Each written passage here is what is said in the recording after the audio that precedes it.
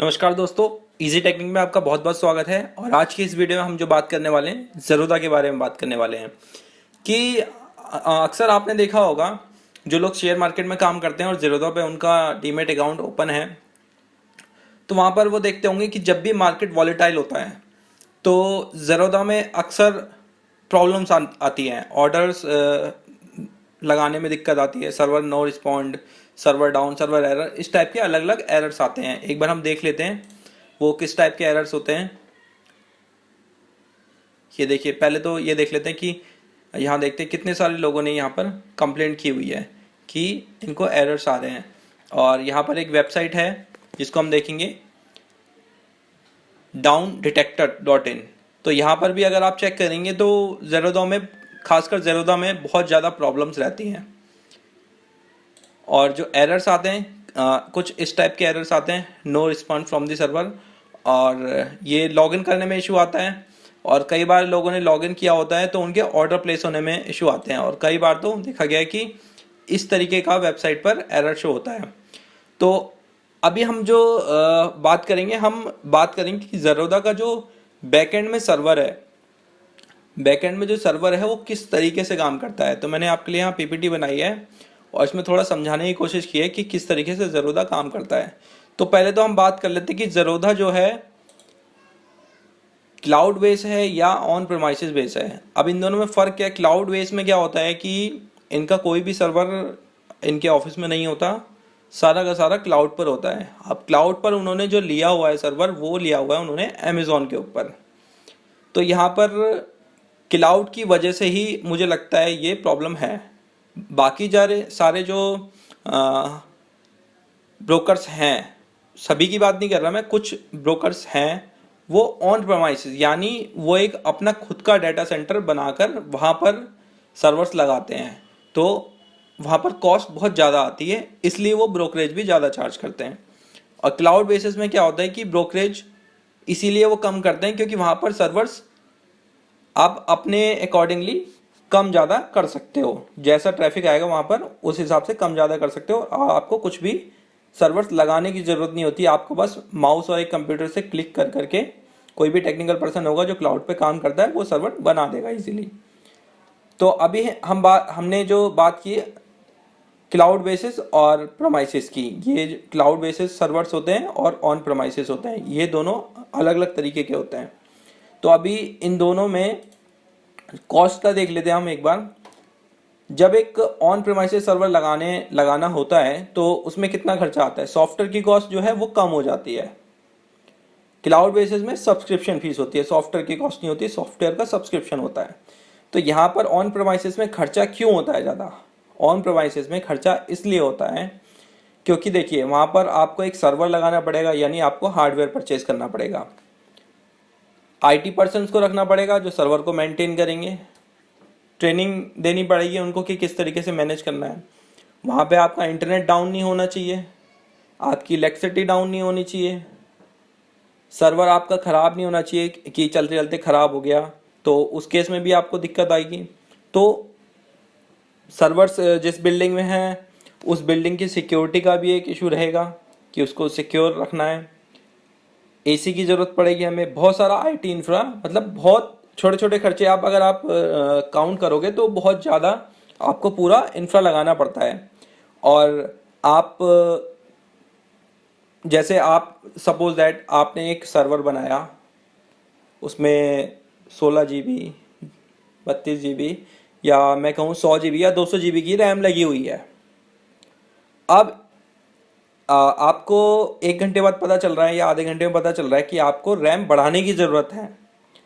तो क्या आप बढ़ा सकते हैं? ऑन कंप्यूटर के अंदर आप रैम नहीं बढ़ा सकते, आपको सर्वर पूरा डाउन करना पड़ेगा, सर्वर को ओपन करना पड़ेगा, उसमें रैम इंस्टॉल करनी पड़ेगी। कई केसेस में हो सकता है कि आपके जो सर्वर है उसके अंदर स्लॉट ही ना हो, स्लॉट ऑलरेडी फुल हो, तो वहाँ पर आप रैम अपग्रेड नहीं कर सकते, हार्डवेयर अपग्रेड नहीं कर सकते। तो इस तरीके की भी जो है प्रॉब्लम्स ऑन प्रेमाइसिस में होती है। बट ऑन प्रेमाइसिस और क्लाउड में जो फ़र्क है वो अभी हम जानेंगे आगे। सिक्योरिटी बेसिस पे भी जो बैंक्स होते हैं वो भी अपना सर्वर रखते हैं, वो क्लाउड पे नहीं रखते हैं। अब बात करते हैं क्लाउड में। क्लाउड में क्या है, आपको जस्ट नॉर्मल एक ऑफिस चाहिए, आपके पास कुछ भी एम्प्लॉय हो सकते हैं जो टेक्निकल ट्रेंड हो क्लाउड बेसिस मशीन्स को इंस्टॉल करने में, तो वहाँ पर वो सब कुछ इजीली इंस्टॉल कर सकते हैं किसी भी जगह से बैठे हुए। उनको कहीं पर भी कोई बड़ा आईटी इंफ्रा लगाने की ज़रूरत नहीं है, वो बस अपना कंप्यूटर ऑन करेंगे और अमेज़ॉन की वेबसाइट पर या गूगल क्लाउड या माइक्रोसॉफ्ट क्लाउड जो कि एज्योर के नाम से है वहाँ पर जाएंगे और अपना पूरा सर्वर सेटअप कर देंगे। जो फ्लिपकार्ट है, स्नैपडील है, जो भी आप बड़ी बड़ी वेबसाइट देखते हो, तो ये सारी वेबसाइट्स भी, जैसे फ़्लाइट टिकट की कोई वेबसाइट है, यात्रा.com है या अनदर कोई है, तो वो सारी वेबसाइट भी जो है क्लाउड पर ही रहती हैं।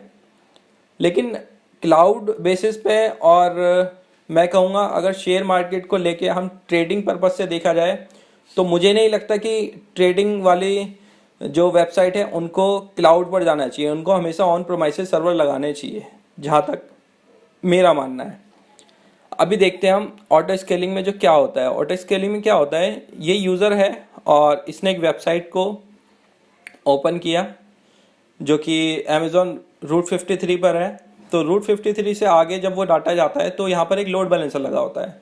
लोड बैलेंसर में क्या उन्होंने सेटिंग की हुई है, उन्होंने कुछ इस तरीके की सेटिंग कर लेते हैं। मैं एक आपको नॉर्मली आइडिया देता हूँ।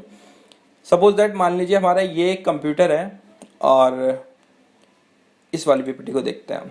एक यूज़र है और वो उसने वेबसाइट खोली। वेबसाइट जो है अमेज़ॉन पर लिस्ट है, सपोज दैट AWS पे है, और वहाँ से रिक्वेस्ट गई आगे। तो यहाँ पर हमने एक पॉलिसी बनाई हुई है कि इस सर्वर की रैम जो है मान लीजिए 10 GB, 20 GB, 100 GB, 200 GB जो भी है, जो भी हमने इनिशियल रखी हुई है। सपोज दैट इसमें हमने 100 GB की रैम लगाई हुई है और 10 कोर का CPU लगाया हुआ है, ठीक है।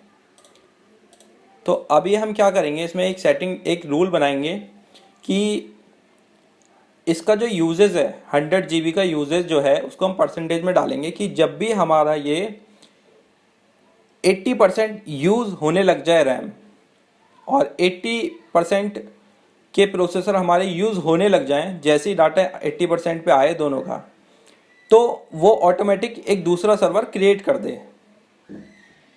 फिर उसके बाद भी ये पॉलिसी आगे काम करती है। जैसे अब 2 सर्वर्स चल रहे हैं, तो अब क्या है, हमारे पास 200 GB रैम हो गई है और 20 कोर का प्रोसेसर हो गया है।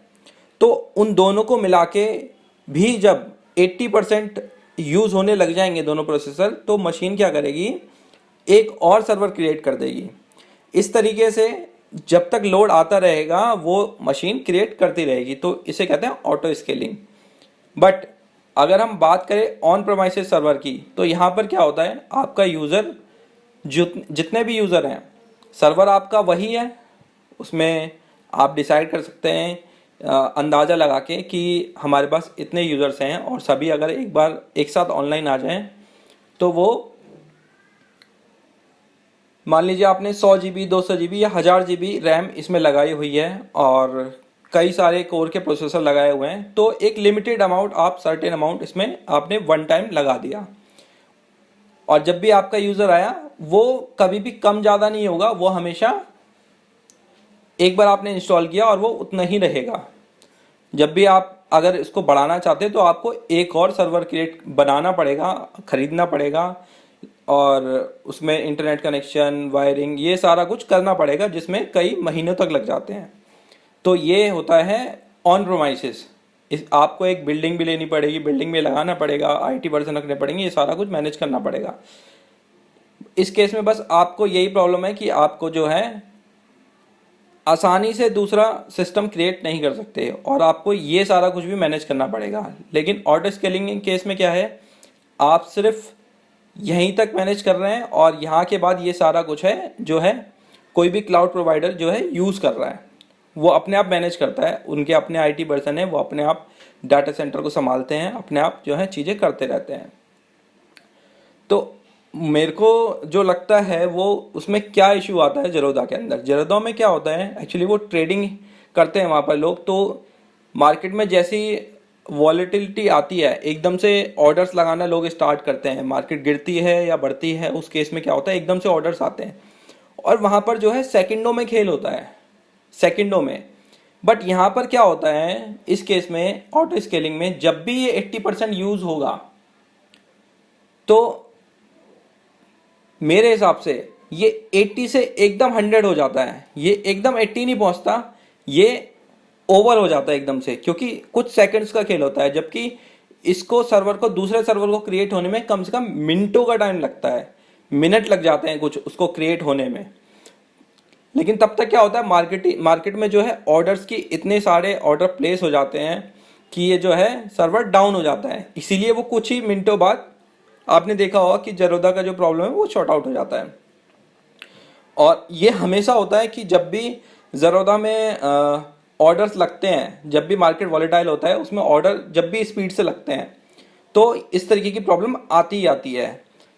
वहीं अगर ये सिस्टम इस तरीके से होता ऑन प्रेमाइसिस बेसिस पे, तो यूज़र के हिसाब से अकॉर्डिंगली हम जान लेते हैं कि जेरोदा ने देखा कि हमारे पास ओवरऑल टाइम में, मतलब जेरोदा को जितना भी टाइम हुआ है, आज से 4 साल 5 साल या 2 साल जितना भी टाइम हुआ अभी तक, उनको ये देखना है कि उनके पास नंबर ऑफ डाटा जो है इतना आता है किसी सर्टेन टाइम में, मतलब मैक्सिमम इतना आ चुका है आज तक, तो वो उससे थोड़ा सा ज़्यादा का एक ऑन प्रेमाइसिस सर्वर लगा लें और वहाँ पर ऑर्डर प्लेस हों।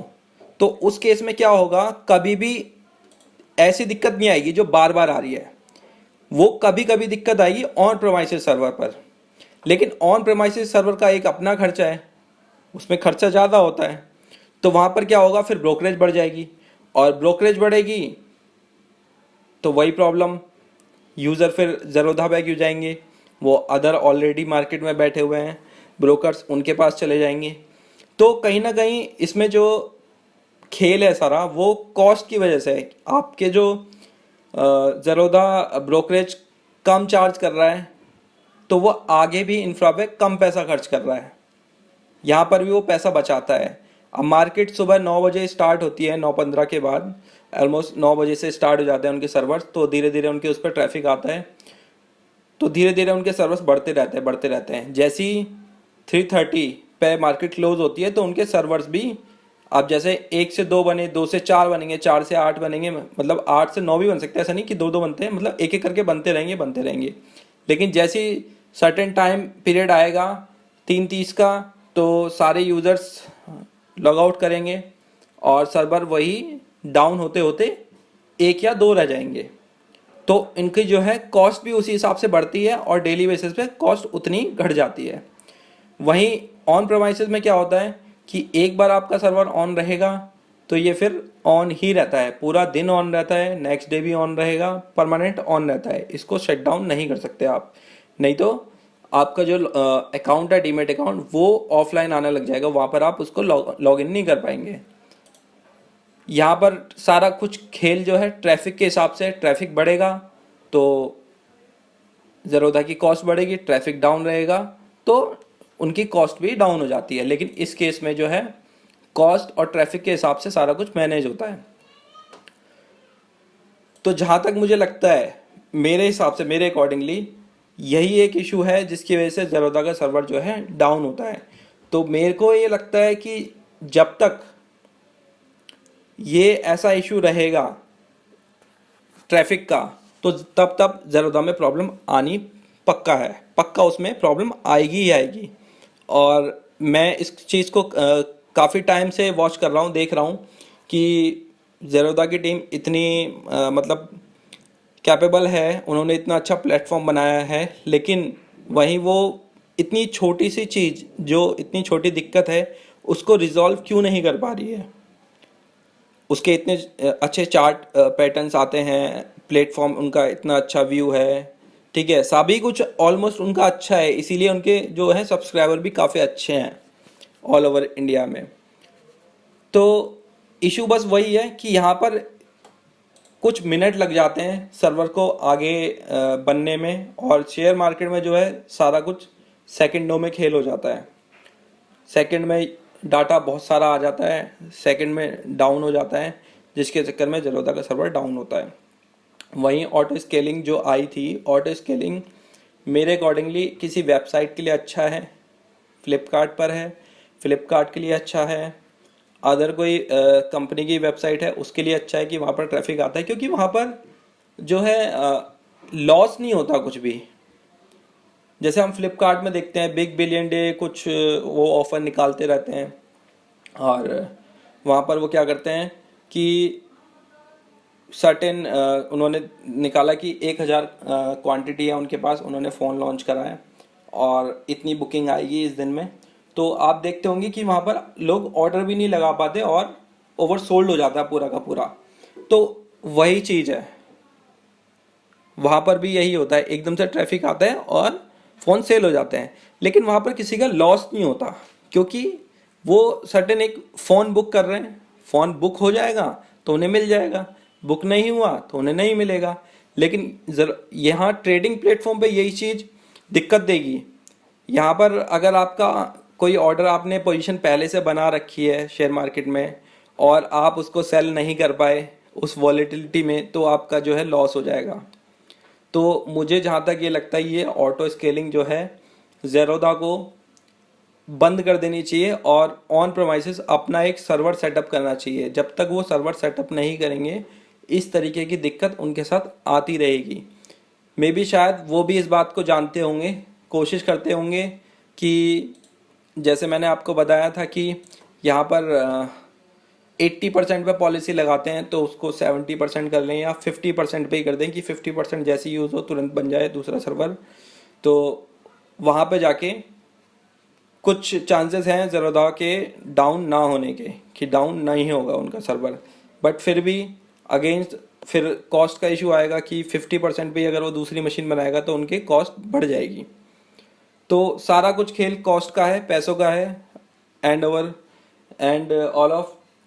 यदि आप देखेंगे जो ब्रोकरेज ज़्यादा चार्ज करते हैं ब्रोकर्स, उनके साथ ऐसा इशू नहीं आता, और जो सस्ते ब्रोकर होते हैं जो कम ब्रोकरेज चार्ज करते हैं उनके साथ हमेशा ऐसी दिक्कत आती है। तो डिसाइड आपको करना है कि आपको ज़ेरोदा के साथ रहना है या नहीं रहना है। मेरा भी अकाउंट ज़ेरोदा में ही है और मैं भी ज़ेरोदा पे ट्रेड करता हूँ, बट अभी मैं सोच रहा हूँ कि मेरे को ज़ेरोदा शिफ्ट कर देना चाहिए, क्योंकि यहाँ पर इस तरीके की दिक्कत आती है। अभी मैं आपको ये भी दिखा देता हूँ कि मेरे को कैसे पता कि ये उस पर अमेज़ोन पर है, वो भी मैं आपको चेक करा देता हूँ। इनकी पहले हम चेक करते हैं कि जो ज़ेरोदा है मेल कहाँ चला रहा है अपनी। ज़ेरोदा जो अपनी ऑफिस में उनके पर्सन्स हैं वो किस प्लेटफॉर्म पर मेल यूज़ कर रहे हैं। तो ये एक वेबसाइट है MX टूलबॉक्स, यहाँ पर हम चेक करते हैं। तो ये देखेंगे ज़ेरोदा.com की, अगर हम MX टूलबॉक्स पर रिकॉर्ड चेक कर रहे हैं तो ये दिखा रहा है गूगल, यानी कि ये जो पीछे से मेल्स मैनेज कर रहे हैं वो जी सूट पर है। इनका जो अकाउंट जी सूट के ऊपर है, ये अपनी सारी की सारी मेल जी सूट पर मैनेज कर रहे हैं। और इनका जो DNS है वो कहाँ मैनेज हो रहा है वो भी हम देख लेते हैं। जो DNS ये मैनेज कर रहे हैं वो क्लाउड फेयर पे कर रहे हैं, बट मुझे ये समझ नहीं आ रहा कि जब ये होस्टिंग सर्वर्स जो पीछे से यूज़ कर रहे हैं अपने, वो अमेज़ॉन के यूज़ कर रहे हैं, तो DNS को ये क्लाउड फेयर पर क्यों मैनेज कर रहे हैं। इन्हें DNS को भी रूट 53 यानी अमेज़ॉन के ऊपर मैनेज करना चाहिए, यहाँ पर ये पता नहीं क्यों मैनेज कर रहे हैं। शायद इसके पीछे भी कुछ वजह होगी जो ये यूज़ कर रहे हैं। अभी हम देख लेते हैं, इनके सर्टिफिकेट चेक करते हैं कि सर्टिफिकेट कौन सा यूज़ कर रहे हैं ये। अब हम काइट डाल देते हैं क्योंकि हमें काइट का चेक करना है, क्योंकि हमारे जो इनकी जो वेबसाइट है वो ज़ेरोदा है, सॉरी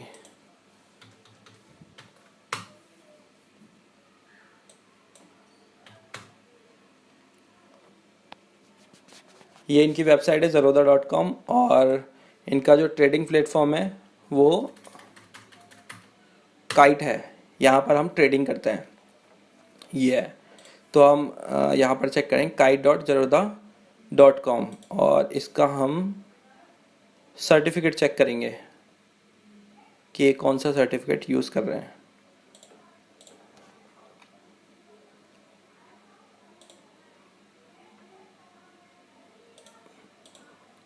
सर्टिफिकेट तो शायद ये यहाँ पर दिखा नहीं रहा है, हम यहाँ पर चेक कर लेते हैं। ये सर्टिफिकेट जो है ये देखिए क्लाउडफ्लेयर का ही ये यहाँ पर सर्टिफिकेट भी यूज़ कर रहे हैं। तो दोस्तों आपको समझ आ गया होगा कि क्या रीज़न है और क्यों इस पर ज़रूरत पर इतनी प्रॉब्लम्स आती हैं, शायद आप समझ गए होंगे।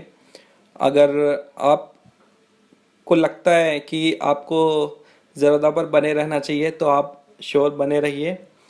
लेकिन अगर आपको लगता है कि आपका लॉसेस हो रहे हैं ज़्यादा, आप को चेंज करना चाहिए, तो आप किसी दूसरे ब्रोकर के पास भी जा सकते हैं। ये सब कुछ आपको डिसीजन लेना है। मेरा काम था सिर्फ आपको गाइड करना कि क्यों ये दिक्कत आ रही है, क्या वजह है इसके पीछे, वो चीज़ें मैंने आपको क्लियर कर दी हैं। अगर कोई भी आपका छोटा मोटा डाउट रह गया हो तो आप मुझे कमेंट में पूछ सकते हैं। एंड लास्ट में मैं कहूँगा कि प्लीज़ अगर वीडियो अच्छी लगी हो तो लाइक कीजिएगा और चैनल को सब्सक्राइब करना मत भूलिए। मैं आपके लिए ऐसी अच्छी अच्छी वीडियोस बनाता रहता हूँ। Thanks for watching.